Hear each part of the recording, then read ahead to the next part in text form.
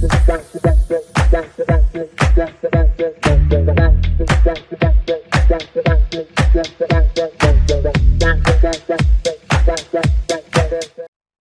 beauties, and welcome back to the Bumpy Bones Locksport channel.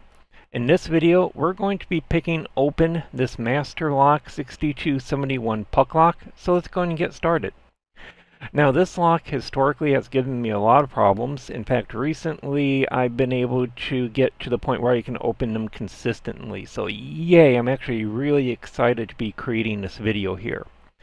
Now this is a green belt level lock in the Lockpickers United Belt System. It is a 6-pin lock, and it's got a combination of serrated pins and a spool pin. So there's 5 serrated pins and 1 spool pin in here. And it uses the Master Lock Pro keyway, which is a very narrow keyway. In fact, that's what's been giving me a lot of problems. Let me turn on my other light here so that you can just see that. And let's go ahead and change our focus so that's a little bit closer. And so with this lock, what I ran into a lot of problem with was actually the picks I was using. So if I grab, say, one of my 20,000s pick or 0.5 millimeter picks, these are the picks that I use the most in terms of the thickness. And what you're going to notice is that I don't have a lot of space. If I go bottom the keyway, or go through the bottom there, it's a very tight keyway. For this lock here, I actually have to use my 0.4 millimeters or my 15,000s picks, and that gives me a lot of room in the keyway here. Now, when you're tensioning this lock, you can do bomb the keyway tension, but what I just find when I do bomb the keyway tension with this is a standard tensioner is not going to fit in there. And so what you would need is you would need a tensioner like the one from the Reaper set, the Covert Instrument Reaper set. That fits in there really nicely. And the problem that I also have with bomb the keyway is you notice that there's this little groove here, so it's actually kind of recessed into the puck here. So if I go to use, say, a top of the keyway tensioner that might fit in the bottom here, I don't have enough length on the head of this to get into the bottom there. So tensioning this has always been fun. So with this lock, I actually use top of the keyway tension. So I've got my 1.3 mil or my 1 millimeter top of the keyway pry bar here, and we're going to use that to tension the lock. And for the picks, I'm actually going to start doing something a little bit different in this video. I wanted to kind of start challenging myself a bit and using more of the lock picks are in my collection here. And so what we're going to start doing is I created this nice little website of mine, and I wrote up a little program where I can click a button here and it will select a brand and set of lock picks. Now, I didn't really break it out into all the different sets. I got my Covert Instruments, Greyhound dog legs, Jimmy Longs. I did break out the wall lock tools because they are in different sizes. I got multi-pick and then my Sparrow's lock pick. So let's see what I'm going to be using for this set here. And we will be using my Jimmy Longs, yay, which I just got a brand new set. And in 15,000s actually, so I can definitely use these here. And I got the flat hooks, so I got the shallow, short, medium, and deep here. So we're actually going to use the deep one. And what I'm actually going to do is I've got a bit of a different setup here because I'm not just going to pick this in a vise. I want to simulate this being on a door actually, because puck locks are very different. And so what I got here, and let me just throw some things off to the side here, is I'm going to put up my little plate here and not try to destroy things as we're doing this. And I actually have a little rig for my puck locks that I made, and I just knocked my camera, so let's go ahead and fix that. And so I'm going to throw that in here. And we're going to pick it, and I'm going to show you the tricks that I learned to get this guy open. So I'm actually going to change over to another camera here. so that we have a bit of a better view. And let me go ahead and let's throw this in the vise here. And let me change our focus. There we go. So we're going to go ahead and put this in our holder here. Now, one thing that you will notice with this is that if I go to do top of the keyway tension, I'm going to be hitting the back plate here very easily. And when I get into the false set, I'm not going to have enough room in order to rotate the core in order to unlock it. So what I'm going to do is I'm going to take one of the picks that I'm not using, and I'm going to wedge it in the back here in order to give me that space that's needed here. So let's go ahead and tension top of the keyway here, and I'm going to change over to our other mic so hopefully we can get clickies.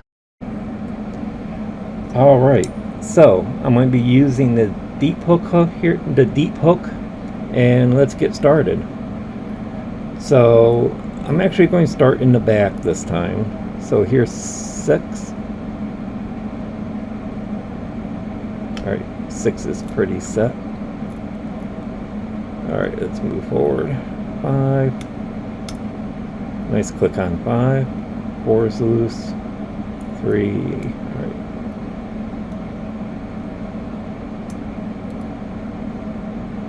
Let's go ahead and try that again. All right, that's 3. 2 is loose. 1 is loose. 2, 3, 4. Alright, a little bit of a click on 5 or 6. I still have a hard time judging my depth in this. Oh, come on.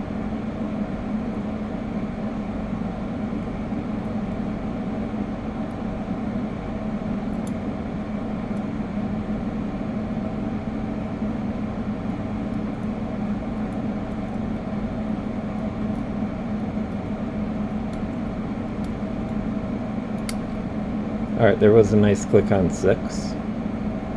And got a little movement, which was good. Alright, now here's 2. Nice click on 2. Good clicking on 1. Alright, so that was 1. 2. Alright, let me try 1 again. Right, here we go. Alright. Got my false set. So with these locks, typically it's pin 5 that is our spool pin. So I'm going to go right to pin 5.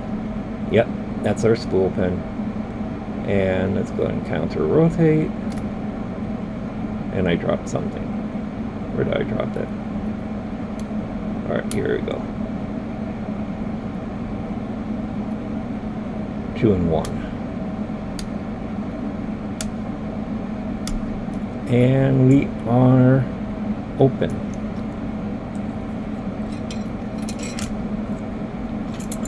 All right, yay. All right, so let's go ahead and go back to our other camera here. And let me, so that we can actually gut this now, and let me get my other camera out of the way because that is very annoying. All right. Oops. Got my other light here. Okay. So let's go ahead and take our vise out of the way here. And remove our plate. And let's gut this. So to gut these locks, what we've got is we've got this retaining screw in the back here. So we want to take our Allen wrench and just remove that screw, and what will happen is the shackle will slide out. Now typically with these locks here, in fact let me zoom in a little bit more here. There we go. With these locks here, the shackle is actually pinned to the core with one of these pins here.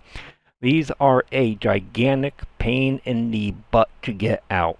And so what I did with mine was I actually drilled that out and I replaced it with grub screws here.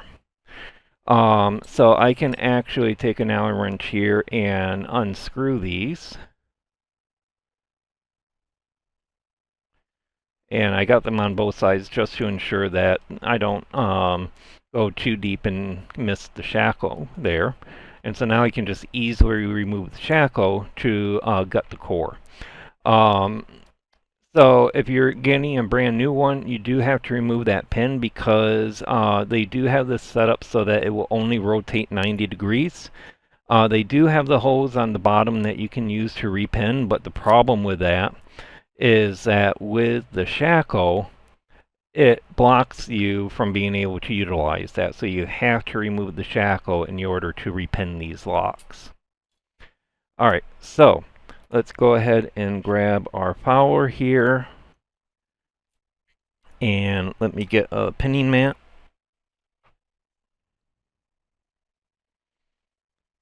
And let's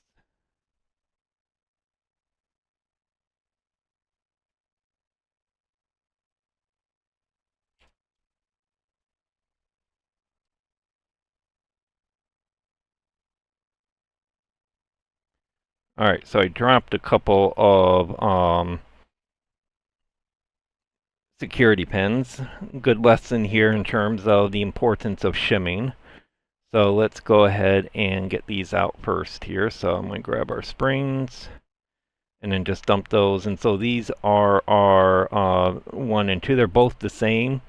And I just knocked that over. Man, I am not doing good here. All right.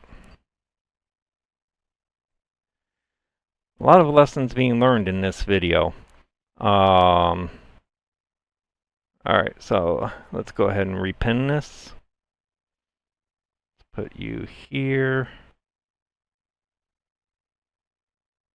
All right, there we go. Let's take a look at the key real quick. So we got this one here. And this one here. All right, I have a little holder for my core, so I'm going to put that there so I don't knock that over again. All right, and let's go ahead and continue removing our security pins here. So we're on pin 4. Pin 4 is another serrated pin.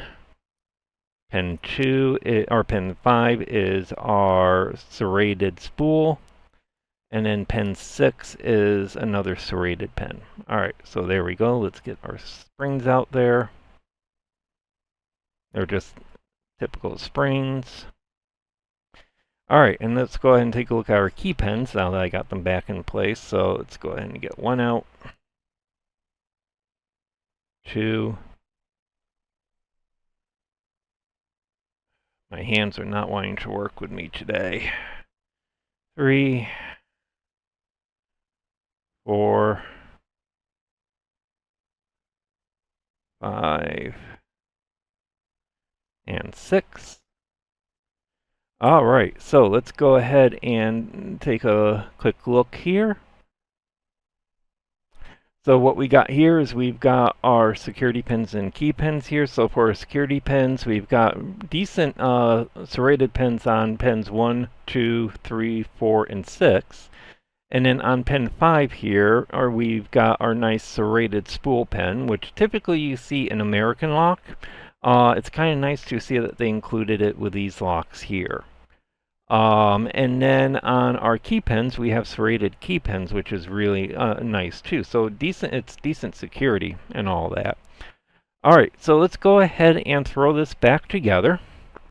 So let's go ahead and take care of our key pins first so I don't knock them over and spill them all over the place. So we got 1, 2, here's 3, 4, 5, and 6. All right, and let's go ahead and insert our key. just to make sure that we're good, and we are good. I'm going to put that over there. And let's go ahead and do our security pins. And so let's go ahead and throw in our springs.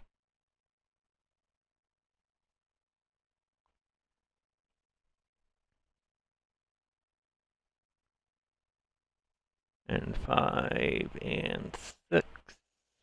All right. And let's go ahead and actually I'm going to change over to my double-ended.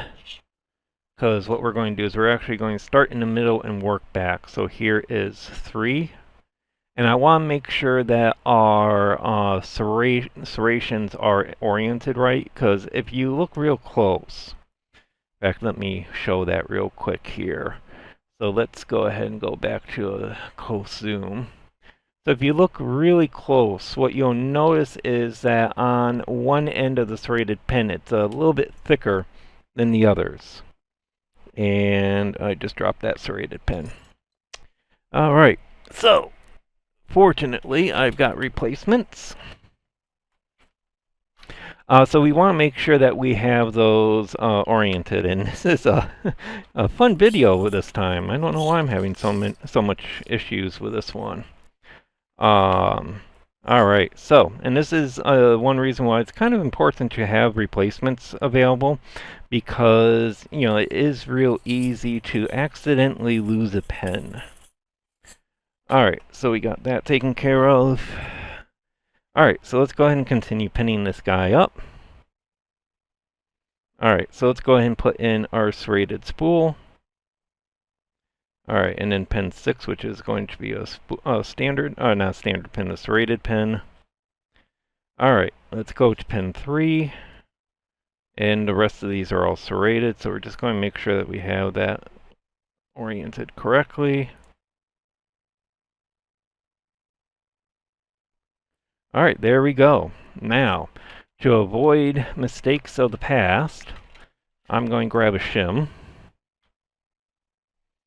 And we are going to shim this so that I don't accidentally mess something up with inserting the core in.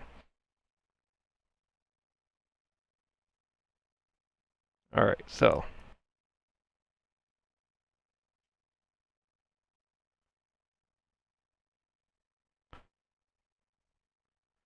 for some reason I'm having a hard time getting the shim in here. There we go.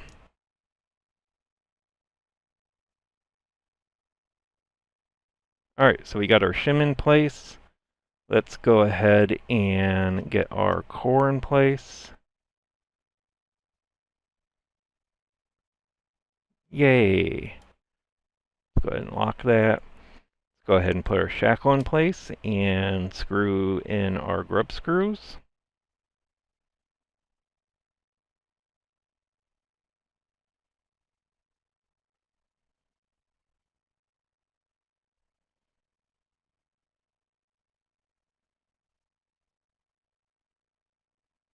All right, and let's make sure that it works. All right, and so what we will do now is we will put in our holder. And let's throw this in here. And then tighten the retaining screw. And we are done. Alright, so these are really fun locks. For me, they're still a good challenge. As you can kind of see with this video here, this video did not go as smoothly as I thought it was going to go. I thought I was going to edit it, but, you know, I'm just going to upload it, you know, with the struggles I have, because it's a good learning experience and all that. So I hope everybody had fun watching this video, had fun watching me struggle. As always, do feel free to like and comment on my videos and subscribe to my channel, and I hope everyone has a beautiful day, and I will see you all later.